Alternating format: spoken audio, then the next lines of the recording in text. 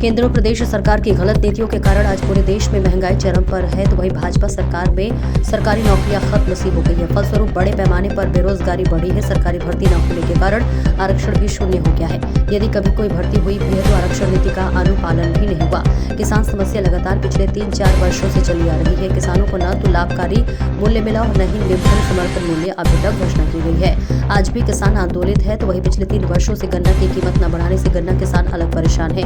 छुट्टा जानवर किसानों की फसल चढ़कर रात चौपट अलग कर रहे हैं। अनुसूचित जाति, अनुसूचित जनजाति, पिछड़ा वर्ग, अल्पसंख्यकों पर जाति दुर्भावनावश हिंसा की घटनाओं व फर्जी मुकदमों को लिखवाए में दाव बाती सी आ गई है और समस्याओं पर सरकार गंभीर होने के बजाय हिंदू मुस्लिम व मस्जिद मंदिर का राग अलाप रही है।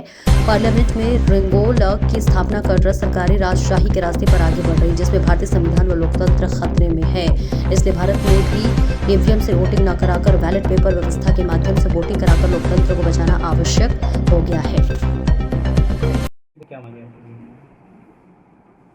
अपनी जनता पार्टी प्रदेश और देश की ज्वलंत समस्याओं को लेकर के प्रदेश व्यापी यात्रा निकालने जा रही है। यात्रा का नाम होगा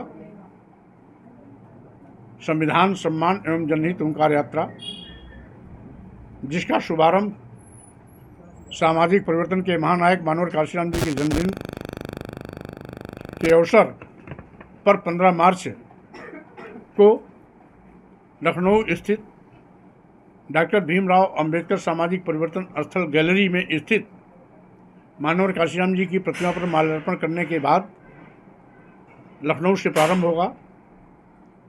रायबरेली, अमेठी होते हुए इलाहाबाद, मिर्ज़ापुर मंडल के सभी जिलों में ये यात्रा जाएगी। ये हमारी पहली चरण की यात्रा होगी और हमारी मुख्य मांग होगी कि जिस तरीके से आज पूरे प्रदेश में संविधान प्रदत्त आरक्षण की धज्जियां उड़ाई जा रही हैं, जातिवार जनगणना को नकारने की कोशिश की जा रही है, देश में करोड़ों नौजवान बेरोजगार हो रहे हैं, किसान समस्या मुंह बाए खड़ी हुई है, किसानों के नाम पर वाहवाही लूटने वाली सरकार आज तक न्यूनतम समर्थन मूल्य घोषित नहीं कर पाई, छुट्टा जानवरों का आतंक अलग से है, अनुसूचित जाति, जनजाति, पिछड़े वर्ग तथा अल्पसंख्यकों पर बड़े पैमाने पर जुल्म-जातीय अत्याचार की घटनाएं न केवल बढ़ी हैं बल्कि उन पर जानलेवा हमले भी रहे हैं। 2 दर्जन से ज़्यादा घटना स्थलों पर मैं स्वयं गया या मेरा प्रतिनिधिमंडल गया, जिसमें ललितपुर, महोबा, हमीरपुर, फर्रुखाबाद, फतेहपुर, मिर्ज़ापुर, रायबरेली, वाराणसी के साथ साथ गोंडा, बलरामपुर, लखीमपुर खीरी आदि जिलों में मैं स्वयं पहुंचा या मेरा प्रतिनिधिमंडल पहुंचा। इसके साथ ही साथ बड़े पैमाने पर इन पर एफआईआर भी दर्ज कराए जा रहे हैं। साथ ही साथ आज महंगी शिक्षा के माध्यम से गांव, गरीब, मजदूर, किसान के बच्चों को उच्च शिक्षा से वंचित किए जाने की साजिश की जा रही है। अस्पतालों से दवा नदारद है। इसलिए हमारी मुख्य मांगें होंगी कि संविधान प्रदत्त आरक्षण का 100% क्रियान्वयन हो, बेरोजगार नौजवानों को सरकारी नौकरी दें, नौकरी न मिलने तक बेरोजगारी भत्ता देने का व्यवस्था करें। इसके साथ ही साथ आउटसोर्सिंग भर्ती में भी आरक्षण की व्यवस्था सुनिश्चित करें और आउटसोर्सिंग कर्मियों को भी सरकारी कर्मी घोषित किया जाए। इसी प्रकार से आशा, आंगनबाड़ी कार्यकर्ती, सहायिका, शिक्षा मित्र, आशा बहुएं, रोजगार सेवकों को भी सरकारी कर्मी के रूप में दर्जा दिया जाए। जातवार गणना करा करके सभी को उनके अनुपात में आरक्षण देना सूचित करें।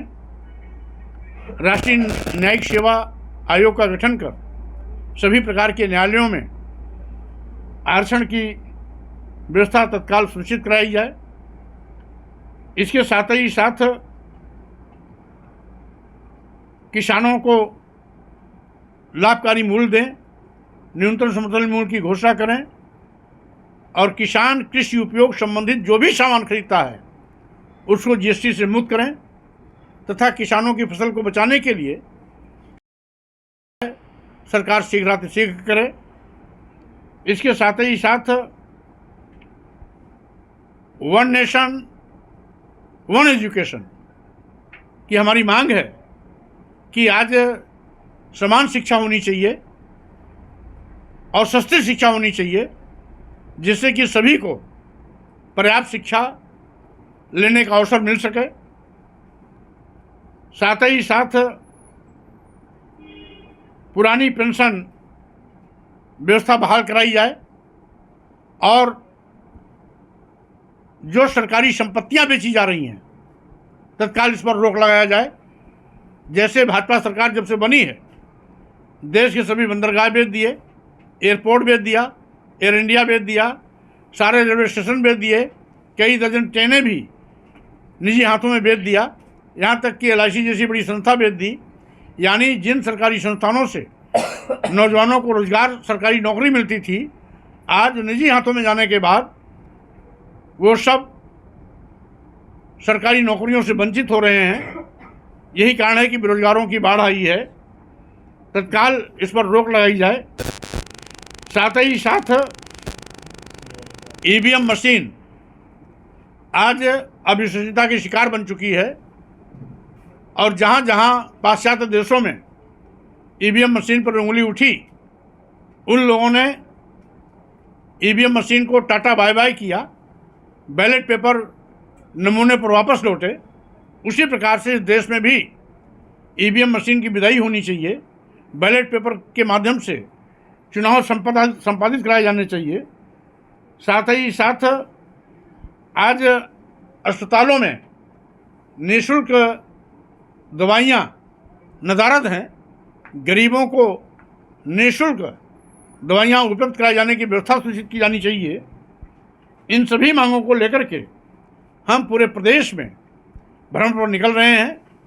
अब मेरी कोशिश होगी कि प्रदेश के सभी जिले और सभी विधानसभाओं को इस भ्रमण कार्यक्रम से मैं आच्छादित करूं और अपनी आवाज़ को मैं घर घर जन जन तक पहुंचाने में कामयाब हूं। इस मकसद से मेरा यात्रा प्रारंभ होने जा रहा है। सर, 14 मार्च शुक्रवार यानी जुमे के दिन होली पड़ रही है। CEO संबल अनुज चौधरी का